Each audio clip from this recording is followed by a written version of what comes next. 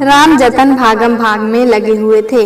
ऐसे तो घर में उनके अलावा उनके अपने सगे 2 भाई और 2 बेटे भी थे जो उनका हाथ बटाने में मशगूल थे, किंतु फिर भी राम जतन को ऐसा प्रतीत हो रहा था जैसे कहीं कुछ कमी न रह जाए। वो किसी भी तरह की कोई भी छोटे से छोटा चूक करना नहीं चाहते थे, जिसके कारण बिटिया के ससुराल में आगे चलकर उन बातों के लिए उसे उलाहने सुनने पड़े। आज के परिवेश को देखते हुए एक पिता का भावुक हृदय संस्कित था। वैसे एक पिता का संस्कित होना लाजमी भी है, कारण कोई भी पिता नहीं चाहेगा कि उसके द्वारा की गई एक छोटी से छोटी चूक भी भविष्य में उसके बिटिया के सुखमय जीवन में किसी भी प्रकार के दुखद एहसास का घोतक बने। रामजतन पेशे से एक प्राथमिक शिक्षक थे। उनके दोनों भाई रामसेवक एवं रामकेश भी सरकारी नौकरी में सेवारत थे। तीनों भाइयों में अथाह प्रेम था। रामजतन जी सबसे बड़े थे। परिवार में सबसे बड़े होने के कारण हेड ऑफ फैमिली का पोस्ट उन्हीं के पास था। परिवार का प्रत्येक सदस्य उनका सम्मान करता एवं सबके लिए उनका प्रत्येक निर्णय सर्वथा सर्वमान्य था। रामजतन जी के परिवार में उनसे छोटे 2 भाई रामसेवक व रामकेश भी सरकारी सेवाओं में सेवारत थे, जबकि उनके 3 बच्चे प्रकाश, सौरभ एवं प्रिया थी। प्रकाश आईपीएस की तैयारी कर रहा था। सौरभ हाई स्कूल की परीक्षा देकर रिजल्ट के इंतजार में था, जबकि प्रिया बीए बीएड कर चुकी थी। संपूर्ण परिवार शिक्षित था। आज से 5 दिनों बाद प्रिया की शादी बगल के गांव में रहने वाले महेश जी के बड़े लड़के दिनेश से होने वाली है। दिनेश रेलवे में कार्यरत है। इसी वर्ष उसकी नौकरी गार्ड के पद पर हुई है। नौकरी लगते ही जैसे शादी करने कराने वालों का उसके घर तांता लग गया। प्रतिदिन 2-4 रिश्ते आने लगे। महेश थोड़े लालची किस्म के इंसान हैं। उन्होंने दिनेश के जन्म से लेकर नौकरी लगने तक जो कुछ भी पैसे अपने बेटे पे खर्च किया है, वो पैसा दहेज के रूप में वसूल कर लेना चाहते हैं। वैसे इस कथानक में जो इल्जामात महेश जी पर लगाया जा रहा है, आज के परिवेश में अमूमन हर पिता महेश जी के नक्शे कदम पर चल रहा है। दहेज आज हमारे समाज में कर्क रोग, कैंसर की तरह अपना पांव जमा चुका है।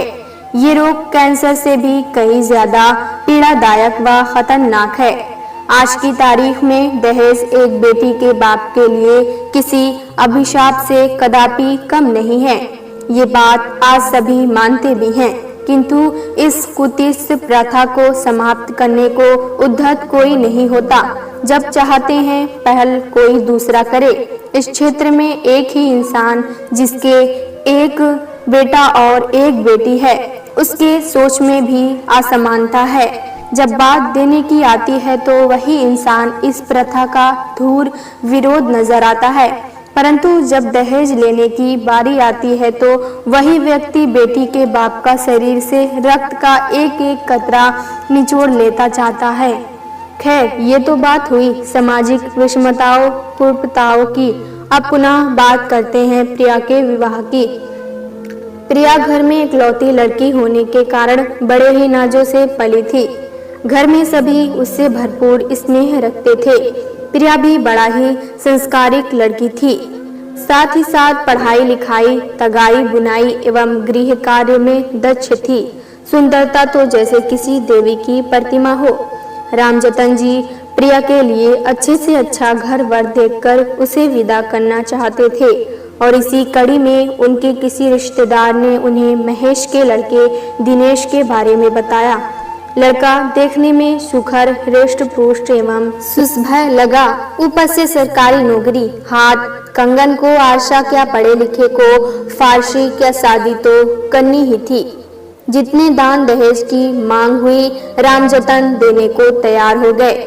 शादी तय हो गई और अब 2 ही 4 दिनों में बारात आने वाली थी, जिसकी तैयारी से रामजतन जी जमीन आसमान एक किए हुए थे। रामजतन जी का पूरा घर बड़े ही सलीके से सजाया गया था। नियत समय पर बाजे गाजे के साथ बड़े ही धूमधाम से बारात आई और प्रिया को ब्याह कर अपने संग ले गई।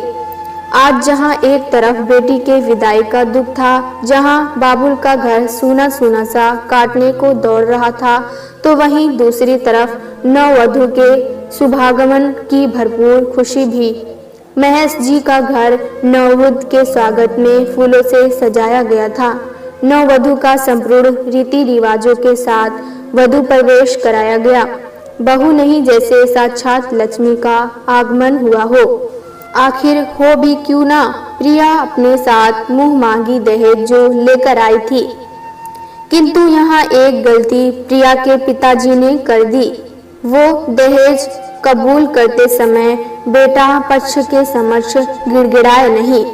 एक तो करेला ऊपर से नीम चढ़ा, पहले तो गिड़गिड़ाए नहीं, ऊपर से बारातियों का दिल खोल के भरपूर स्वागत, जहां महेश की औकात से भी अधिक दहेज लेने के लिए पूरे एरिया जवार में हिनाई होने लगी।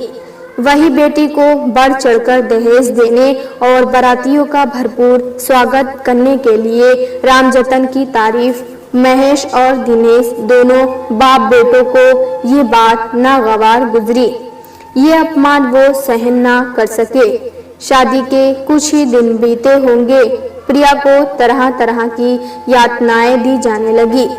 आए दिन की यातनाओं और उल्हानों से तंग आकर प्रिया ने एक दिन दिनेश से पूछ ही लिया, आखिर उसके साथ ऐसा व्यवहार क्यों कर दिया जा रहा है। दिनेश ने उसे अपने पिता से 10 लाख रुपए और मांगकर लाने को कहा, ताकि शहर में घर लेकर उसे अपने साथ रख सके। पहले तो प्रिया ने अपने पिता से और पैसे मांगने को साफ मना कर दिया, किंतु जब सहन शक्ति जवाब देने लगी, तब उसे जबरन अपने पिता से सारी बातें विस्तार पूर्वक बतानी पड़ी।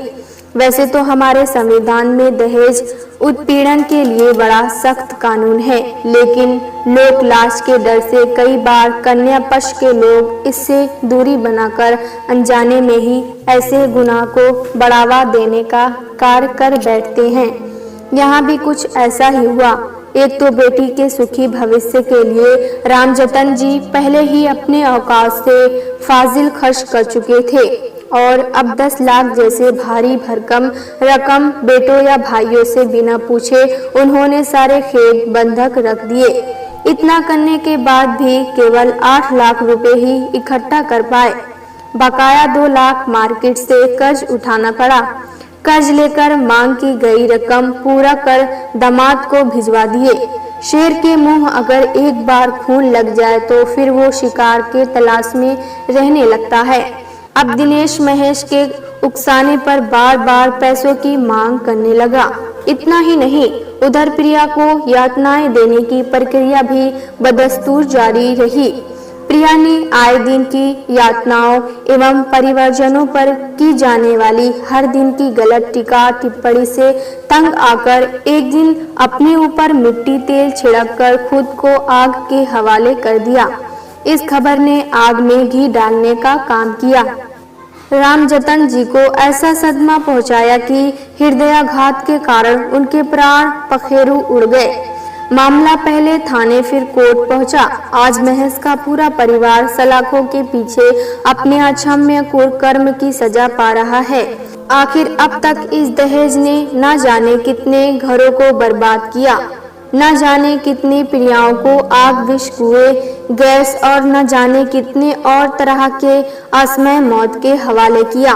किंतु फिर भी हम सभी इस कुतिस कुप्रथा के दुष्प्रभाव से खुद को क्यों अलग नहीं कर पा रहे हैं। इस प्रथाओं को बढ़ावा देने में जितने जिम्मेदार दहेज लेने वाले हैं, उतना ही जिम्मेदार देने वाले भी हैं।